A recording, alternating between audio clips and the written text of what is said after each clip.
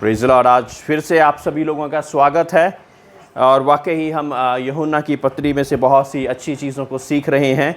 और जैसे कि पिछली बार जब हम ऑनलाइन हुए थे तो हमने परमेश्वर के नाम से आत्मिक अंधापन क्या होता है और फिज़िकल अंधापन क्या होता है उसके बारे में सीखा और हमें क्या स्टेप ऑफ एक्शन लेना है।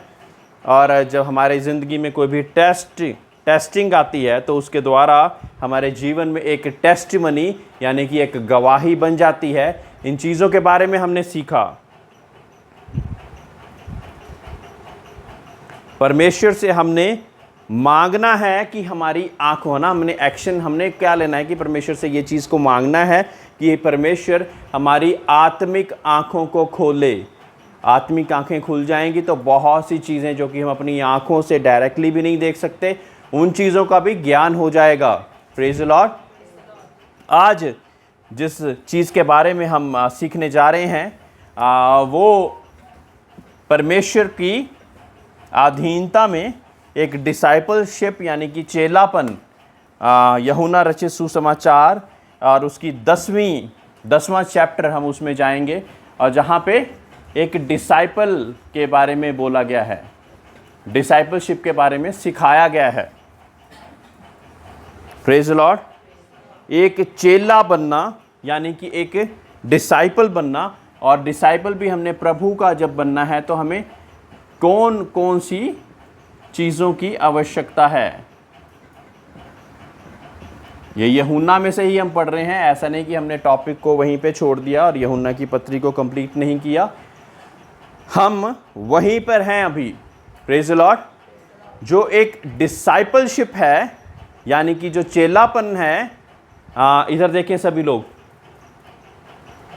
यहाँ तक अगर हम देखें तो एक डिसिप्लिन के बीच में से निकला हुआ शब्द है। एक डिसिप्लिन यानी कि एक आज्ञाकारिता के बीच में से निकला हुआ वो शब्द है। तब हम एक डिसाइपल बनते हैं। जो डिसिप्लिन में होगा वही डिसाइपल होगा। जो डिसिप्लिन में नहीं है, आज्ञाकारिता में नहीं है, वो चेला कैसे बन सकता है। Praise the Lord. आज्ञाकारिता में होकर ही हम चेले बन सकते हैं और अपने आप से पहले ही हम गुरु नहीं बन सकते। जब तक हम चेला ना बने तो हम गुरु बनने के लायक नहीं। Praise the Lord. अगर हम बिना पढ़ाई के ही सोचें कि हम टीचर बन जाएंगे तो क्या ऐसा हो सकता है ना। बचपन से लेके pre nursery, first, second, third, ऐसी अलग अलग क्लासों को पढ़ कर हम फिर एक ऐसी जगह पे पहुंचते हैं जब हम खुद भी, परमेश्वर हमें कुछ गाइड करता है। कुछ चीज़ें तो हमें किताबों पढ़ने से आती है, कुछ रेवलेशंस यानी कि जो मुकाशवे हैं वो पवित्र आत्मा के बिना नहीं आते। आप एक बाइबल पढ़कर एक नॉलेज को शायद ग्रहण कर लें, लेकिन जो विजडम है वो परमेश्वर की ओर से, उस चीज़ की वचन का मुकाशवा जो है वो सिर्फ और सिर्फ प्रभु के द्वारा ही आ सकता है ना। ये वचन मैं कल किसी का कलाम सुन रहा था कि एक ही वर्ष को अगर हम 1000 बार, लाखों बार भी पढ़ेंगे ना तो उस वर्ष के द्वारा उसी हज़ारों बार, लाखों बार भी परमेश्वर कोई नई चीज़ को सिखा सकता है। ये नॉलेज नहीं है, ये विजडम है और ये परमेश्वर की मुकाशवा है जो कि आपके जीवन में परमेश्वर डाल सकता है अगर हम परमेश्वर से मांगे, है ना। पिछली बार लास्ट पॉइंट हमने था कि हम परमेश्वर से हमारी आत्मिक आंखों को खोलें, हमारी मन की आंखों को खोलें, ऐसी प्रार्थना करनी है।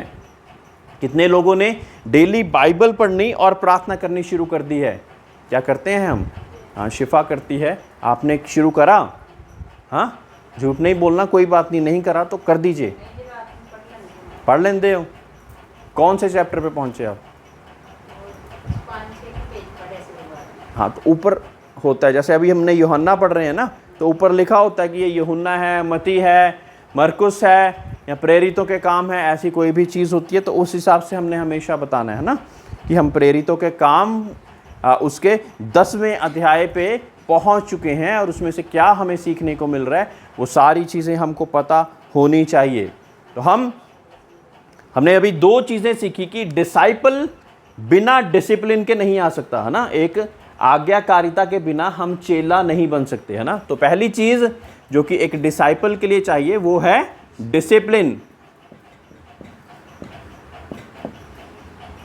ठीक है।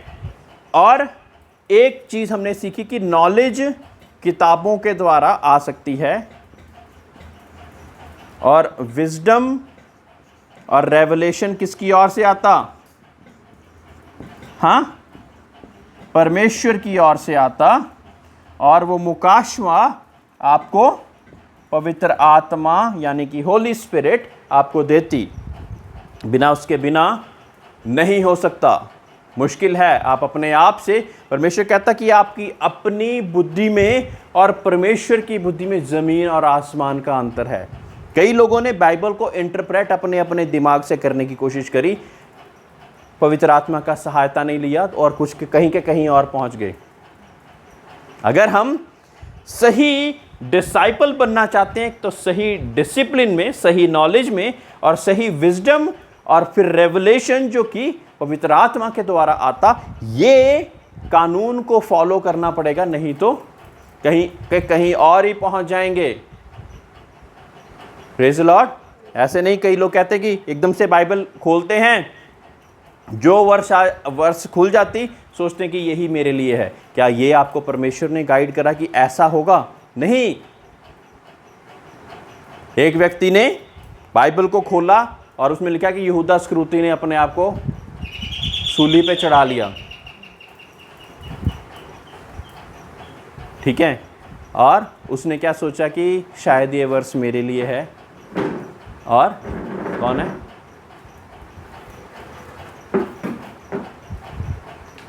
What are you finding? बाहर ही है। Tell him. Praise the lord. सो जब तक हम अपने आप से सीखते रहेंगे और बिना किसी टीचर के सीखते रहेंगे, एक समय आएगा कि हमें किसी न किसी मेंटर की, किसी न किसी सिखाने वाले की ज़रूरत ज़रूर पड़ेगी, है ना। और वो बहुत ज़रूरी है। मैं आज तक सीख रहा हूँ। मैं क्रिश्चियन परिवार में ही पैदा हुआ हूँ और बहुत से लोगों ने परमेश्वर के बहुत सी चीज़ों को सिखाया और आज भी मैं सीख रहा हूँ। अगर मैं कहूँ कि मैं अपने आप को नापूं कि कितना सीख चुका हूँ, तो परमेश्वर के समुंदर में से शायद एक बूंद ही सीखा होऊंगा, शायद वो भी नहीं।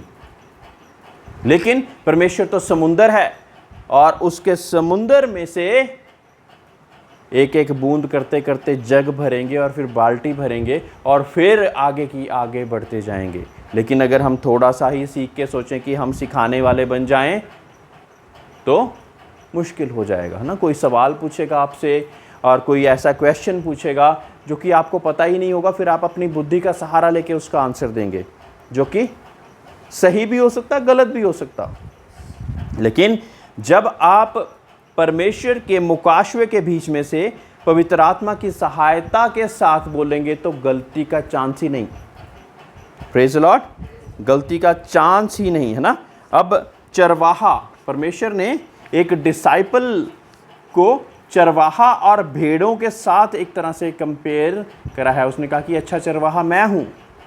और आइए पढ़ते हैं 10वीं आयत में, मैं तुमसे सच सच कहता हूँ कि जो कोई द्वार से भेड़शाला में प्रवेश नहीं करता परंतु किसी दूसरे और से चढ़ जाता है, वह चोर और डाकू है ना। जो चरवाहा होगा वो भेड़शाला में कहाँ से प्रवेश करेगा? जो गेट होगा वहीं से करेगा, है ना। और जो दूसरा होगा वो कहीं से भी प्रवेश कर सकता है, क्योंकि उसको डर है कि अगर मैं भेड़शाला से प्रवेश करूंगा तो भेड़शाला पे तो कोई ना कोई प्रबंधक वहाँ पे बैठा होगा, वो मेरे से पूछेगा कि आप कौन हैं। परंतु जो द्वार से भीतर प्रवेश करता है वह भेड़ों का चरवाहा है।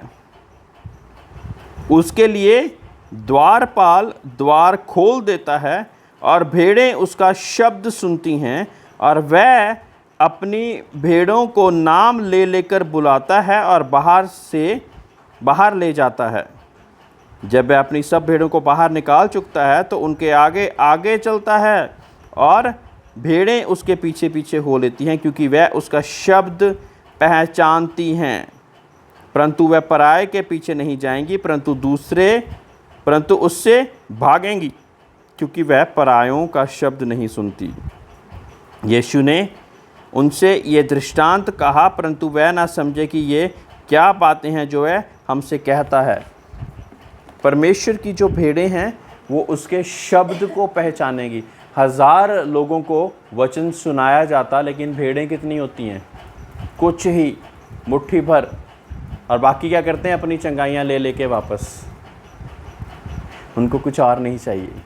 परमेश्वर तो आपकी शारीरिक चंगाई से ऊपर आपकी आत्मिक चंगाई आपको देना चाहता है।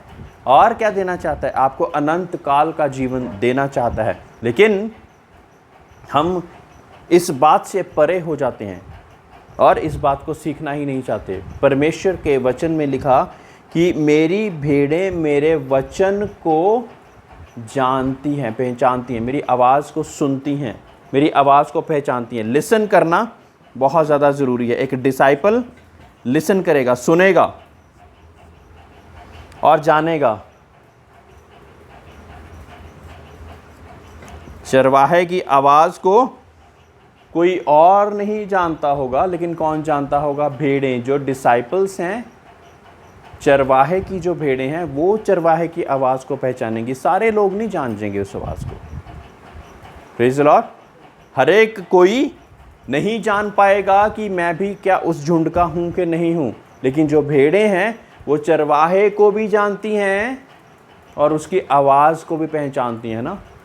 सोते सोते भी अगर आवाज़ ले लेता है तो वो चरवाहा फिर भी उसको पता होता है कि इसने, मेरे चरवाहे ने आवाज़ मारी है, मुझे जाना है।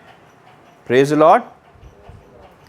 अब परमेश्वर के वचन में यूं भी लिखा कि तेरे लाठी से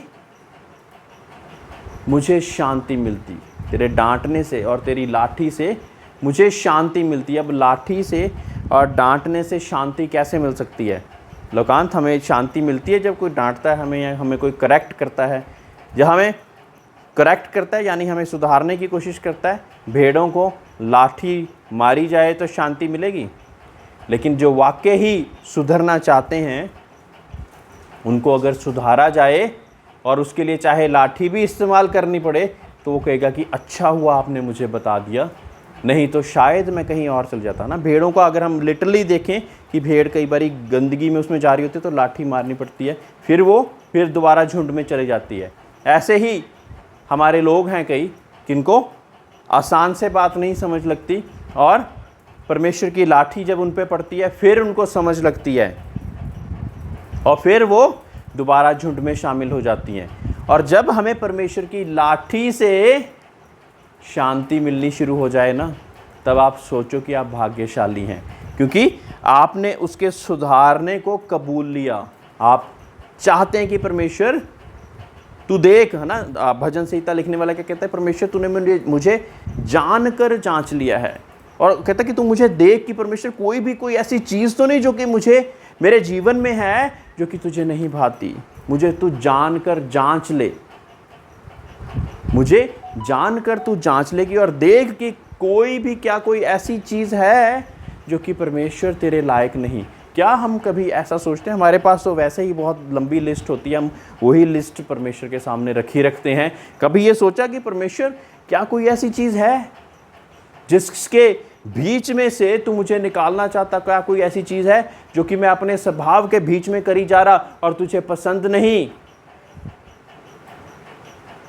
कभी नहीं पूछते मेरे प्रियो। अगर नहीं पूछते तो आप आज से पूछना शुरू कीजिए परमेश्वर से, क्योंकि यही सभी बातें आपको स्वर्ग में लेकर जाएंगी। आपका बैंक बैलेंस, आपकी मटेरियलिस्टिक चीज़ें, आपकी बहुत सी बड़ी बड़ी गाड़ियाँ, आपकी कोठियाँ, आपकी प्रॉपर्टीज़ आपको स्वर्ग नहीं लेके जाएंगी। लेकिन जो करेक्शन, जो सुधार परमेश्वर ने आपके जीवन में किया होगा, वो ही हम अपने साथ लेकर जाएंगे, है ना। एक बारी मनुष्य का जन्म लेना और एक बारी मरना निश्चित है, लेकिन इस दौरान हमने क्या किया वो बहुत ज़रूरी है। वो बहुत ज़रूरी है जानना कि क्या किया। अब डिसिप्लिन में एक डिसाइपल आता है, नॉलेज ग्रहण करता है बाइबल के द्वारा, विजडम और रेवलेशन पवित्र आत्मा के द्वारा आता है, और फिर भेड़ें सुनना शुरू करती हैं। फिर चरवाहे को जान जाती। जब सुनना शुरू करती हैं तब जानती हैं। अगर मैं अपने बाप की बातों को सुनूं ही ना, तो क्या उसके दिल में, उसके दिमाग में वो क्या चाहता, क्या मैं जान पाऊंगा?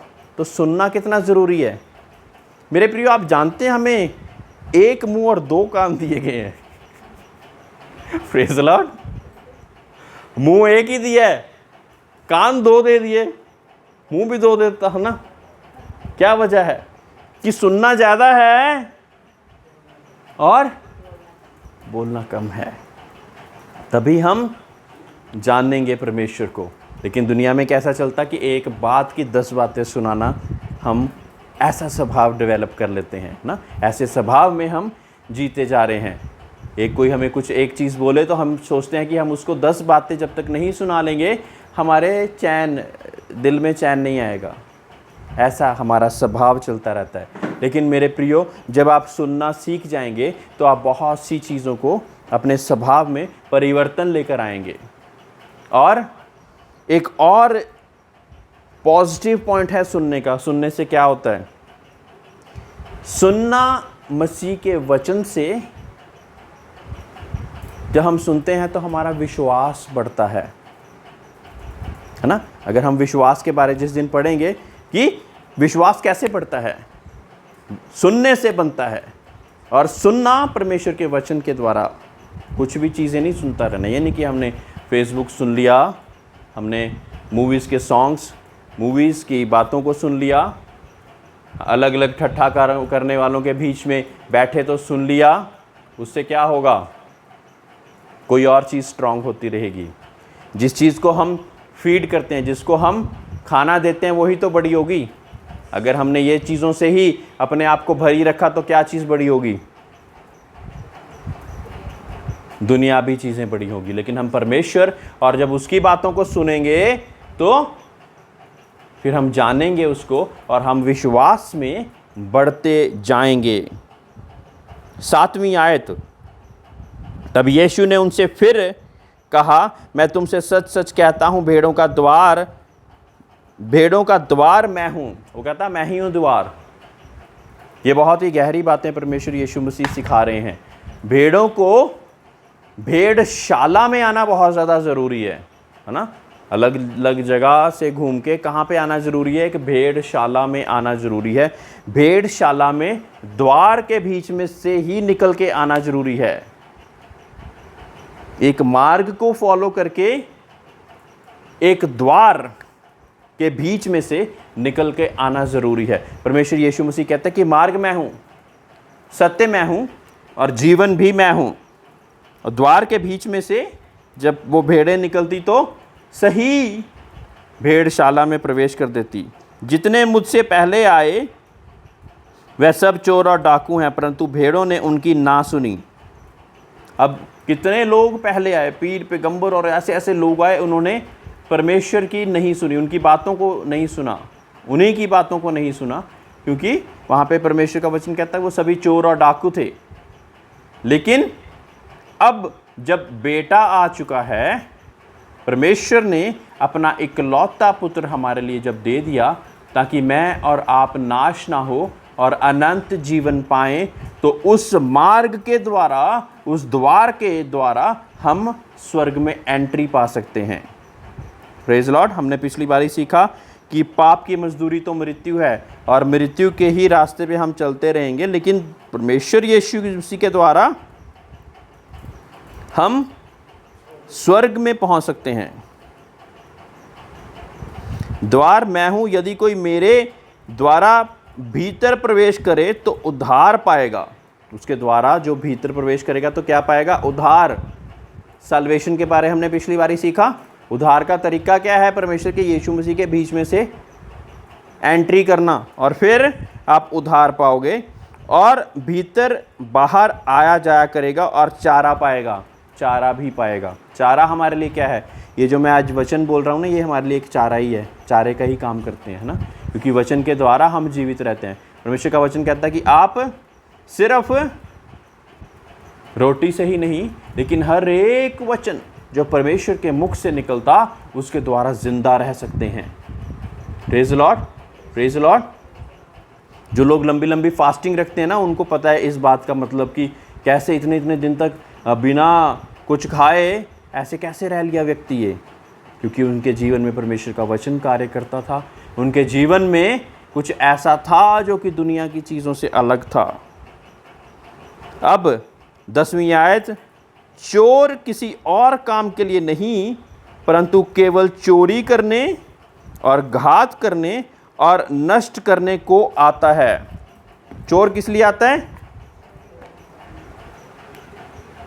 स्टील, चोरी करने, दूसरा किल और तीसरा डिस्ट्रॉय। ये चोर का काम है। अब चोरों ने हमारे जीवन में क्या करा? हमारी शांति को चुरा लिया, हमारे परिवार की शांति को चुरा लिया, हमारे अच्छे लोगों को जो कि हमारे साथ थे उनको चुरा लिया, और फिर वो आपको मार डालना चाहता है, आपके लोगों को मार डालना चाहता है, किल करना चाहता है। एकदम हम मरी हुई अवस्था में चले जाएं, वो ही चाहता है। वो चोर कौन है?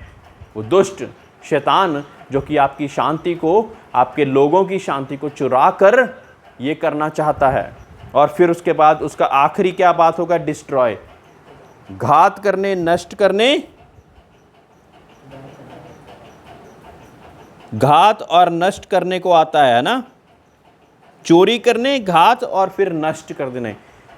नष्ट होने से पहले अगर हम बच जाएं तो हम बहुत ही भाग्यशाली हैं, क्योंकि वो तो लगातार स्टील करने के लिए, किल करने के लिए और डिस्ट्रॉय करने के लिए, कभी हमारी परिवार की शांति चुराता है, कभी हमारी चीज़ों को चुरा लेता है, कभी हमें परेशान किए रखना चाहता है, किल कर देना चाहता है। कई लोगों में ये स्वभाव अपने आप को अच्छा बोलने का ख़त्म हो चुका होता है, वो किल कर चुका है उस चीज़ को। Now they are not able to do it. और लास्ट में क्या करेगा? तू सुसाइड ही कर ले, डिस्ट्रॉय कर देना इस बंदे को। और फिर आपको ताज के बजाय क्या कहेगा? आ जा भाई आ जा, तूने मेरी बात मानी, अब मैं तुझे नरक में लेके जाता हूँ। कितना अच्छा है ना। ये सारी बातें सुनने के बाद वो आपको नरक में लेके जाना चाहता है। लेकिन प्रभु यीशु मसीह किस लिए आया? आइए देखें आगे। मैं इसलिए आया कि वह जीवन पाएं और बहुतायत से पाएं। Praise Lord. जो दुष्ट और उसके लोग हैं वो स्टील, किल और डिस्ट्रॉय करने के लिए हैं, लेकिन परमेश्वर क्या चाहता कि आप जीवन पाएं और बहुतायत का जीवन पाएं। बहुतायत का जीवन यानी कि अनंत काल का जीवन हो जाता है। Praise Lord. और वो स्वर्गीय जीवन हो जाता है। मजदूर जो ना चरवाहा है और ना भेड़ों का मालिक है, भेड़िए को देखकर क्या करता है? जो मजदूर आपने रखा हो अगर भेड़ों के लिए, है ना। अब एक बहुत ज़्यादा इम्पॉर्टेंट चीज़ यहाँ पे सीखने को मिलती है। आपने ये चीज़ नोट कर ली? अगर नहीं करी तो आप फ़ोटो खींच लीजिए।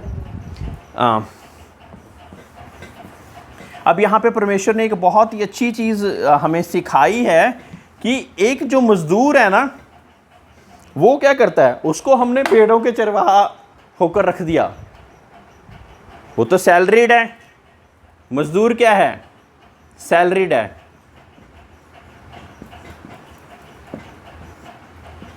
9 से 6 की ड्यूटी दी है तो वही करेगा। वो 4-5 बजे घड़ी देखनी शुरू कर देगा।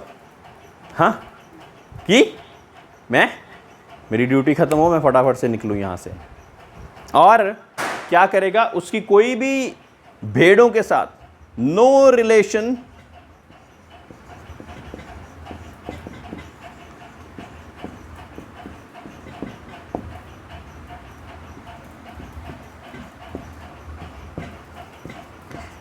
भेड़ों के साथ उसका कोई रिश्ता नहीं है। वो बस ड्यूटी कर रहा है क्योंकि उसने सैलरी मिलेगी मुझे, कोई और कारण नहीं है। भेड़ों के साथ कोई रिश्ता नहीं है। तो जो भेड़ों के साथ अगर रिश्ता नहीं है तो वो विजिट थोड़ी करेंगे, वो आपके घर पे नहीं आएंगे, आपकी चिंता को अपनी चिंता नहीं समझेंगे। उनको सैलरी मिल रही है, वो इसलिए काम कर रहे हैं। There are many who are doing this. बहुत से लोग ऐसे हैं जो कि इसी कारण परमेश्वर का काम भी बोल रहे हैं, कर रहे हैं, लेकिन वो इसी कारण कर रहे हैं। उनका भेड़ों के साथ कोई रिश्ता नहीं, उनके मन में कोई भी कभी बोझ ही नहीं आता कि ये परेशानी में हैं।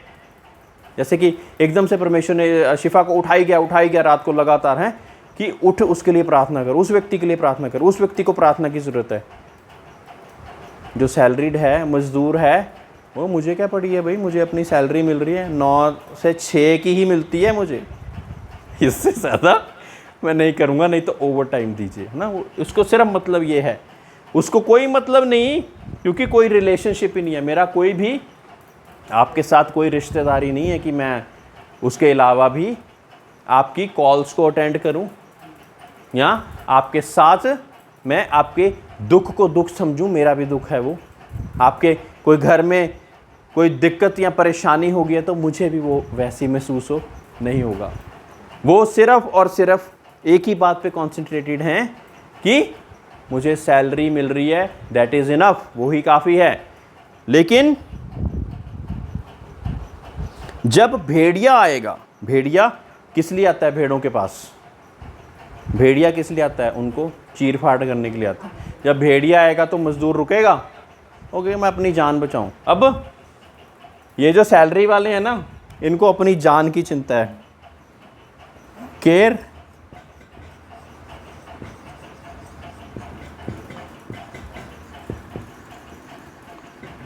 इनको अपनी जान की चिंता है। जिसको अपनी जान की चिंता है वो भेड़ों की जान की चिंता करेगा? कर भी सकता है, नहीं भी कर सकता, पर ज़्यादातर नहीं करेगा। हाँ, उसको सिर्फ अपनी जान की चिंता है। भेड़िया आएगा तो वो कहेगा कि मैं तो अपनी जान बचाऊं, सैलरी के लिए मैं कुर्बानी थोड़ी दूंगा। अब मैं इनको भेड़ों को बचाने गया, बाई चांस मुझे कुछ हो गया, ऐसी ऐसी बातों को, आजकल जो चीज़ें चल रही हैं ना दुनिया में, अगर आप बहुत बुद्धि को खोल के चलें आपको सारी बातें समझ लग जाएंगी कि मैं क्या बोल रहा हूँ। जब भेड़िए आएंगे अटैक करने के लिए आपकी भेड़ों को, तो आप क्या कहेंगे? नहीं नहीं, उस जगह से ही दौड़ जाएंगे।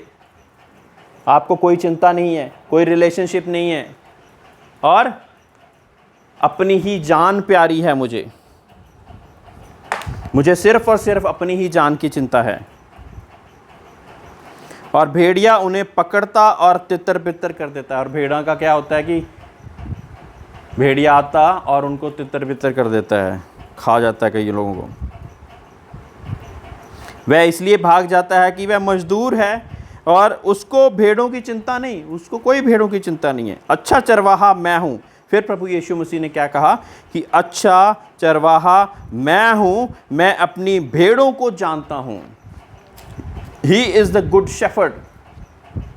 अच्छा चरवाहा प्रभु यीशु मसीह है और वो अपनी भेड़ों को जानता है। यहाँ पे भी जो दुनिया में भी परमेश्वर ने चरवाहे बनाए हैं ना, वो प्रभु यीशु मसीह के अनुसार ही चलेंगे, है ना। सबसे ऊपर वो सच्चा चरवाहा जिसने हमें एक स्टैंडर्ड दे दिया, प्रभु यीशु मसीह, उसके नीचे प्रभु के कई दास परमेश्वर ने चरवाहे बनाकर छोड़े हुए कि मेरी भेड़ों की रक्षा करना, है ना। और वो उसी के अनुसार उन भेड़ों की रक्षा करेंगे, उनके लिए चिंता करेंगे, उनकी परवाह करेंगे, उनके लिए प्रार्थनाएं करेंगे।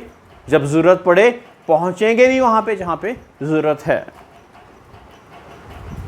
और मेरी भेड़ें मुझे जानती हैं, मेरी भेड़ें मुझे जानती हैं।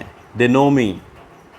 जैसे पिता मुझे जानता है और मेरे पिता को जानता हूँ ना, जैसे मैं कहते मैं अपने पिता को जानता हूँ, वैसे ही मेरी भेड़ें भी मुझे जानती हैं और मैं भेड़ों के लिए अपना प्राण देता हूँ। प्राण एक ही चरवाहे ने दिया अभी तक, वहाँ तक वफादार रहने के लिए प्रभु यीशु मसीह ने हमें सिखाया। मेरी और भी भेड़ें हैं जो इस भेड़शाला की नहीं। अभी कुछ और भेड़ें भी हैं जो इस भेड़शाला में नहीं आ रही, लेकिन मुझे उनको भी उस भेड़शाला में लेकर आना है, ऐसा प्रभु यीशु मसीह कहते हैं। पिता इसलिए मुझसे प्रेम रखता है कि मैं अपना प्राण देता हूँ कि उसे फिर ले लूँ। मेरे प्रियो, अगर प्रभु यीशु मसीह अपना प्राण देना ना चाहता ना, तो किसी भी पूरी हुकूमतों में इतनी ताकत नहीं थी कि उसके प्राण को ले ले। आप सोचिए कि एक समय पे जब गेत्समनी के बाग में प्रभु यीशु मसीह प्रार्थना कर रहे थे और उसका आखिरी समय आ गया था और कुछ घुड़सवार भाले लेकर और तलवारें लेकर जब उसके पास पहुंचे और कहा हम यीशु को ढूंढ रहे हैं, यीशु कौन है, उसका शब्द इतना ज़्यादा पका था, मैं हूँ, और इसी से वो पीछे होकर गिर गए। तलवारें भाले नहीं इस्तेमाल करा था अभी, इतनी पावर उसके शब्दों में ही है, इतनी ताकत उसके शब्दों में ही है। तो क्या अगर वो चाहता तो आंधियों को थमाने वाला परमेश्वर अपनी मौत को टाल नहीं सकता था? मेरे प्रियो, वो कर सकता था, लेकिन वो अच्छा चरवाहा, जो कार्य उसको सौंपा गया कुर्बानी का, ताकि हर एक कुर्बानी का एंड कर सके। हमने सीखा कि पाप की मजदूरी तो मृत्यु है, और बिना सैक्रिफाइस के, बिना कुर्बानी के हमें मुक्ति नहीं मिल सकती किसी भी इंसान को। फिर उसने ये मार्ग बनाकर हमारे लिए मुक्ति का द्वार खोल दिया, जिसके शब्दों में इतनी ताकत थी कि वो जो आए तलवारें और भाले ले लेकर एक ही शब्द बोला कि मैं हूं जिसे तुम ढूंढते हो, वो गिर गए पीछे होकर। इतनी पावर उसके शब्दों में थी, तो अगर वो चाहता तो वो क्या कुछ नहीं कर सकता था। जो पानियों पे चलने वाला परमेश्वर है। एक समय पे चेले जब आंधी बहुत ज़्यादा, एक बोट पे सवार थे, बहुत ज़्यादा आंधी आ रही थी, तो कमांड कर दी, आंधियों थम जाओ। और चेले हैरान कि ये कैसे, इसका हुक्म तो आंधी और तूफान मानते हैं, ये कौन है ये? ऐसा परमेश्वर, क्या वो चाहता तो अपनी मौत को टाल नहीं सकता था? लेकिन फिर वो कुर्बानी का रास्ता पूरा नहीं होना था। आज तक हमने बैल, बछड़े, कोई गाय, कोई कुछ ऐसी ऐसी अलग अलग चीज़ों की कुर्बानियाँ देते रहते, और किसी के पास तो पैसे भी नहीं होते, वो कहाँ से कुर्बानी दे? मतलब अगर जो गरीब व्यक्ति है उसका तो कोई हल ही ना होता, पापों की क्षमा का ही हल ना कोई होता, क्योंकि कुर्बानी दोगे तो मेरे पाप दूर हटेंगे, नहीं तो कुर्बानी नहीं दूंगा तो कुछ भी नहीं होगा। ऐसा सोच कर चल जाते। लेकिन एक ही बारी, एक ही कुर्बानी के द्वारा हमें नजात मिल जाती, उद्धार का रास्ता मिल जाता, सत्य का रास्ता मिल जाता, और वो प्रभु यीशु मसीह ने ऐसा होने दिया, क्योंकि वो मुझसे और आपसे इतना ज़्यादा प्यार करता है। कहते कि अच्छा चरवाहा मैं हूँ, और अच्छा चरवाहा वो होता जो कि अपनी भेड़ों के लिए अपनी जान तक को दे देता। मेरे प्रियो, हमारे लिए घात किया जाना ही लिखा हुआ था, भेड़िया आया ही हुआ था, आया ही हुआ, अभी भी है। वो हमें मारकर घात ही करना चाहता है। वो चाहता कि मार के घात करूं, किल, स्टील, किल और डिस्ट्रॉय, है ना? चोरी करना, नष्ट, घात करना और नष्ट करने के लिए हमारे जीवन में आया हुआ है। और उसके बाद वो कहेगा वेलकम टू हेल, है ना? लेकिन परमेश्वर यीशु मसीह ने अपनी जान देकर हमें लहू से खरीद लिया। एक एक कतरा उसका मेरे और आपके लिए बह गया, ताकि मैं और आप बचाए जा सकें। मेरे प्रियो, परमेश्वर यीशु मसीह इतना प्यार आपके साथ करता था। इंसान का रूप लेना ही पहले कोई आसान काम नहीं था। जो फरिश्तों की को भी कमांड करने वाला खुदा का बेटा, उसको इंसान, लोअर देन द एंजल्स, है ना, उससे भी नीचे होकर वो बन गया। He made himself lower than the angels। ये बाइबल की एक जगह पे वर्स लिखी हुई है कि अपने आप को फरिश्तों से भी नीचे लेकर आ गया, ताकि मेरे और आपके लिए एक उद्धार का कारण, एक जीवन का कारण, एक स्वर्ग जाने का कारण मेरे लिए बना जाए। तब जब भेड़िया आए तो आपको पता हो कि आपके पास वो चरवाहा है जिसके पास लाठी है, और जो आपको सही जगह पे चलाना चाहता है। इन बातों के कारण यहूदियों में बहुत सी फूट पड़ गई। ये बातें ऐसे मनुष्य की नहीं जिससे दुष्ट आत्मा हो। क्या दुष्ट आत्मा अंधे को आँखों खोल सकती है ना? यहाँ पे अंधे की आँखें, और पुरानी जो हमने पिछली बार सीखा था उसके बारे है कि कई लोग ये बातों को सुन कर प्रभु यीशु मसीह को कह रहे कि क्या समझें हम, है ना, क्या ये प्रभु की ओर से है, क्या दुष्ट की ओर से है। लेकिन कुछ लोग ऐसे भी थे जिनकी आंखें खुली हुई थी, जिनको परमेश्वर के वचन समझ लगे थे, और वो क्या कहते हैं कि नहीं, जिसमें दुष्ट आत्मा या ऐसा हो, वो किसी अंधे की, जो मांदरू अंधे की आंखों को तो नहीं खोल सकता। Praise the Lord. लेकिन जिसमें ये पावर हो, जिसको परमेश्वर ने ये अधिकार दिया हो, वो ही ये कार्य कर सकता है। मेरे प्रियो, एक डिसाइपल में और एक कन्वर्ट में बहुत बड़ा अंतर होता है। हम कन्वर्ट करने नहीं आए, हम डिसाइपल बनाने आए हैं, चेला बनाने, है ना, एक मार्ग और सत्य का रास्ता दिखाने के लिए। जो कन्वर्ट होगा वो एकदम से अपनी चंगाई पाएगा, फिर दोबारा वापस अपने ही उसमें चले जाएगा और अपने कार्य करता रहेगा।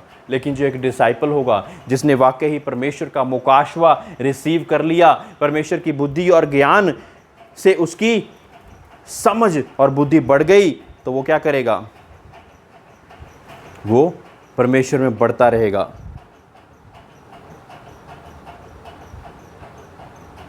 एक जो कन्वर्ट होगा वो चीज़ें को पाएगा तो सही, लेकिन उसके दिल में वो कार्य नहीं, वो चलना फिरना उसके अनुसार नहीं शुरू करेगा।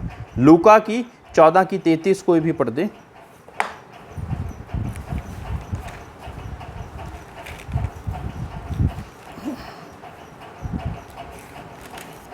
इसी रीति से तुम में से जो कोई अपना सब कुछ त्याग ना दे, वह मेरा चेला नहीं हो सकता। अब चेला होने के लिए हमें कुछ चीज़ों को, हमारे यानी कि सब चीज़ों को त्यागना ज़रूरी है।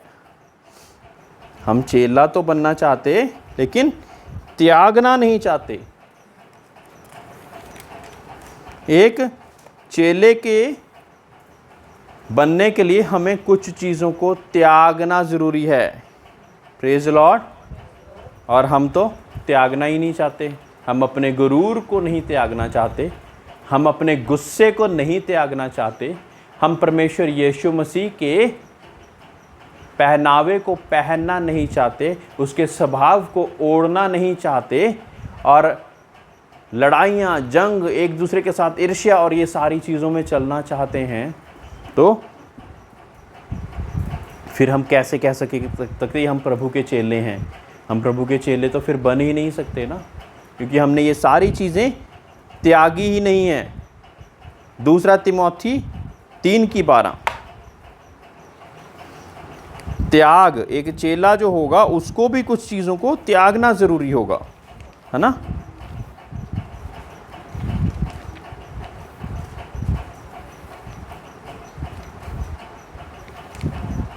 जितने मसीह यीशु में भक्ति के साथ जीवन बिताना चाहते हैं, वे सब सताए जाएंगे। अब भक्ति के साथ जो जीवन बिताना चाहते हैं उन पे सताव आएगा, ये लिखा हुआ पहले से ही, क्योंकि दुनिया और उसके रास्ते अलग हैं। दुनिया और उसके रास्ते अलग हैं। वो तो अपने हिसाब से चलना चाहती। एक हम छोटा सा एग्जांपल देंगे कि एक किसी भी ऑर्गेनाइजेशन में जहाँ पे ऊपर से लेकर, मैं एग्जांपल नहीं दूंगा नहीं तो कुछ लोग बुरा मान जाएंगे, एक ऊपर से लेकर नीचे तक अगर सारे ही लोग करप्ट हों और आप चाहें कि आप उस ऑर्गेनाइजेशन में शामिल हो जाएं, तो आप भी करप्ट बन जाओगे ना, क्योंकि नहीं तो वो सारे लोग आपके खिलाफ हो जाएंगे, षड्यंत्र रचेंगे कि आपको फिर दोबारा बाहर कैसे निकाला जाए। इसलिए बहुत ज़्यादा ज़रूरी कि हम उस जगह पे होए ही ना, तो ज़्यादा बेटर है ना, क्योंकि सब लोगों को लगेगा कि यार मैं तो रिश्वत नहीं लेता, या मैं तो ऐसा बुरा काम नहीं करता, इन्हों लोगों ने तो मिलजुल के सारे बुरे काम करने हैं और शाम को पार्टियां भी करनी हैं, तो जो एक अलग होगा उसको कैसे अच्छा वो समझ लेंगे, है ना। तो बहुत ज़्यादा ज़रूरी एक त्यागना। एक दूसरी बात क्या लिखी तिमुथी में,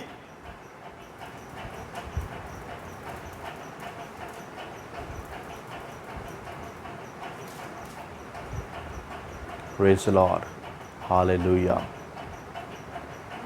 दूसरा तिमुथी 3:12 में क्या पढ़ा आपने? और जितने मसीह यीशु में भक्ति के साथ जीवन बिताना चाहते हाँ, वो सताए भी जाएंगे ना, तो सताए जाएंगे तो इससे घबराइए नहीं, क्योंकि परमेश्वर अपनी सामर्थ आपको दे देता, अपनी सामर्थ दे देता। उसी सामर्थ के द्वारा यीशु मसीह मारा गया, गाड़ा गया और तीसरे दिन मुर्दों में से जी उठा, है ना। वो कहता कि मेरे प्राण मेरे से कोई भी नहीं ले सकता, मैं अपने प्राण अपने आप से देता हूँ और मैं उसे ले भी लेता हूँ। और इसी कारण पिता परमेश्वर मुझसे प्रसन्न है, क्योंकि डिसिप्लिन में जिया और दूसरी बात ओबीडियंस में, है ना। जो परमेश्वर ने कह दिया, मेरे बाप ने ये कह दिया, ये कार्य तुझको पूरा करके आना है तो आना है, फिर उसमें चाहे जितनी मर्जी अड़चने, जितनी मर्जी परेशानियां मुसीबतें आ जाएं, लेकिन उसने वो करके दिखा दिया। और फिर क्या हुआ, फिर उसको वो नाम मिल गया जो सब नामों से ऊंचा नाम, जिस नाम से हर एक घुटना झुकता, हर जुबान कहती कि यीशु प्रभु है। इसी कारण हम प्रार्थनाएं करते उसी के नाम से। हम इतने काबिल नहीं, लेकिन जब हम उसके नाम से प्रार्थनाएं करते थे, क्या होता, दुष्ट आत्माएं भाग जाती, बीमारियां चंगी हो जाती। हम में नहीं है ताकत, लेकिन प्रभु में तो है, उसके नाम में तो है ना। हम तो प्रार्थनाएं करते, परमेश्वर के आगे वो दरख्वास्त रखते, और प्रभु के नाम से वो चीज़ें होती जाती। Praise the Lord. आपके जीवन में कुछ भी परेशानी, मुसीबत या कुछ भी है, आप परमेश्वर की आवाज़ को सुनकर जब उसके करीब आओगे तो बहुत सी चीज़ें आपकी परिवर्तित होती जाएंगी और आप उसमें निरंतर निरंतर बढ़ते जाएंगे। उस चरवाहे को जानिए, उसकी आवाज़ को पहचानिए और द्वार से ही एंट्री करने की सोचिए। Praise Lord. परमेश्वर आप सब लोगों को बहुतायत की बरकत दे। ये वचन आपके जीवन में बहुतायत से फल लाने वाले हो सकें। God bless you all.